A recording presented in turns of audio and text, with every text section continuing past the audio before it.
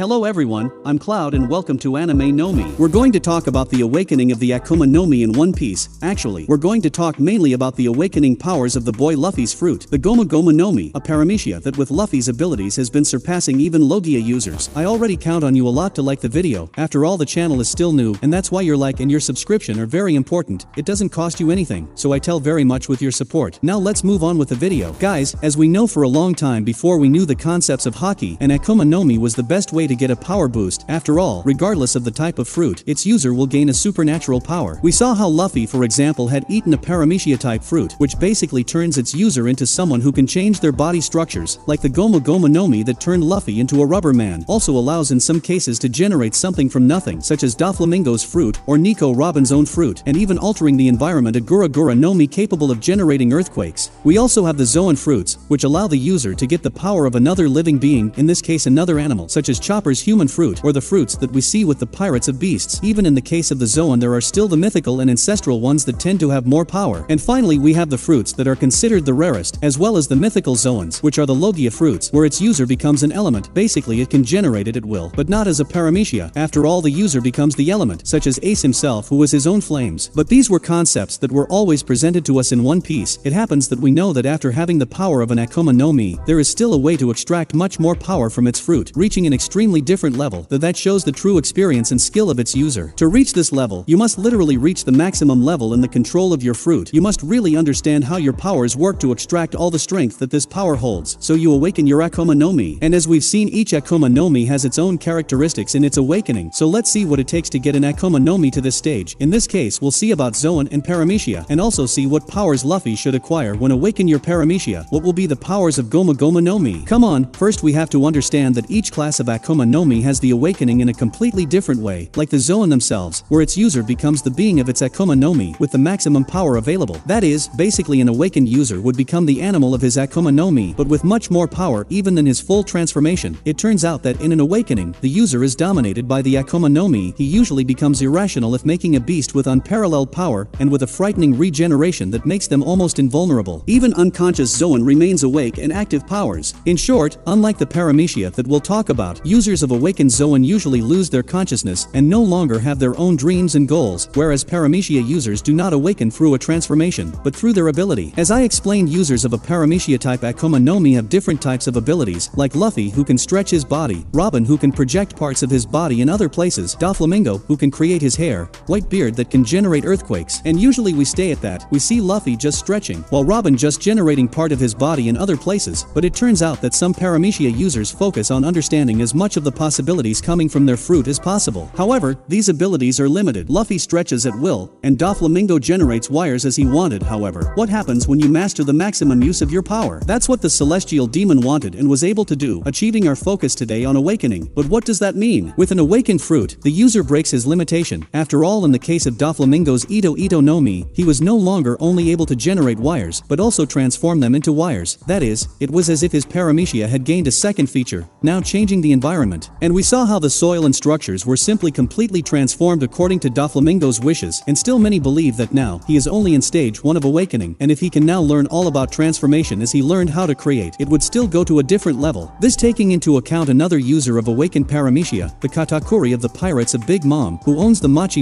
no Mi. We don't know exactly what order Katakuri managed to control his powers, but his Akuma no Mi is a paramecia that he possesses 3 features. Big Mom's pirate general can create Machi at will, and he is also able to control the Machi created as he pleases. And then he goes even further, as he still has the power to transform into Machi as he pleases, almost as if we're a Logi user. But then with these examples you can understand that basically the awakening of a paramecia allows you to use your Akuma no Mi in a different way than the original, keeping its elements but gaining new powers. And now that we understand the powers that a paramecia achieves upon awakening, and how it awakens, what would change for Monkey D. Luffy? Come on, our great Gomu no Mi user really understands a lot about the powers of his fruit. After all, he has an Akuma no Mi paramecia for body alteration, and he has already shown that he can achieve great things with his fruit, especially with the marches. That's because we must remember that Haki and Devil Fruit are not connected when we talk about awakening. However, when Luffy created his gear number 2 and 3, he didn't even know about Haki enhancements. So Luffy really learned more about his rubber powers and created a strategy to extract even more power, like using his unique physique in the world to increase his metabolism. Luffy was able to pump his blood and increase all the flow, which made him much more strong, fast, and even flexible, which was already a characteristic characteristic of Gomu no Mi. And then with third gear he even figured out how to inflate his body to increase his power to overcome a giant in size in the chosen area. Basically we're seeing how Luffy already managed to understand more about his Akuma no Mi, and after the time skip he even improved his gear second and third a lot, improving all the use of his Akuma no Mi, as well as learning how to use it in conjunction with the Haki. The fact is that Luffy has mastered the techniques very well, even to the point of using it in conjunction with Haki to flame like the Red Hawk, and in the end, he's practically at the limit of physical attributes. In other words, with all this Luffy would already be opening doors for the awakening of his fruit, and what would that entail? What powers would Straw Hat gain? And as we already understand the concepts about the emergence of these powers, it's simple to understand what would change in Luffy's abilities, or rather, nothing would change, but a new attribute would emerge. That is, Luffy, who already has the physical structure change, would reach a second mode, i.e. generate rubber, transform into rubber, or control rubber. And as we have seen, generally those who have Paramecia capable of creating are already able to naturally control, and we have already seen two of creation evolving, one to transform into its element, Katakuri in this case, and the other to transform, which is the Doflamingo. As for Luffy, as he is already the rubber man, possibly he should gain a characteristic to fill one of his weaknesses. In fact, his biggest weakness. It's just hard to imagine how Oda would apply it. After all, it's hard to imagine Luffy being able to create rubber out of thin air. It would be pretty hard to imagine how he would use it in combat too. However, we know how he ends up at a small disadvantage when facing an enemy that uses blades. After all, when being cut, Luffy can't use the Gomu Gomu no Mi to escape. What he does to deal with it is the use of Busashoko Haki. So something that would make sense for Luffy would be the transformation attribute, where he could turn objects thrown at his teammates or against them into rubber to become something less harmful, or simply in case he faces a swordsman, turn the sword into rubber so that it doesn't hurt somehow. However, it turns out to be a bit hard to imagine Luffy, who really enjoys physical combat, using this in a clash, using something that would stop his opponent from fighting him, despite the ability to imbue blades and items with Busashoko Haki, which is used a lot in the New World. Luffy wouldn't have a big advantage with it, but it could also go a little beyond these basic concepts. For example, Katakuri can become Machi, so if we took this form of transformation, Luffy as rubber would be able to alter his body as he pleases, and without limitation, such as reaching almost a semi-liquid state to pass through small structures without difficulty. As we saw, the awakening would represent a new attribute of the same element, but I personally prefer Luffy wearing a Gear 5 or something like that, keeping the attribute he already has. I think it suits his combat style a lot. Comment on how you think the awakening of Gomu Gomu no Mi and Luffy's new powers will be. Don't forget to leave your likes in the video to help the channel, and also subscribe if you're still new here. The channel is new and needs your help. Thank you so much for watching our video so far. Your support is very important. See you in the next video. Bye.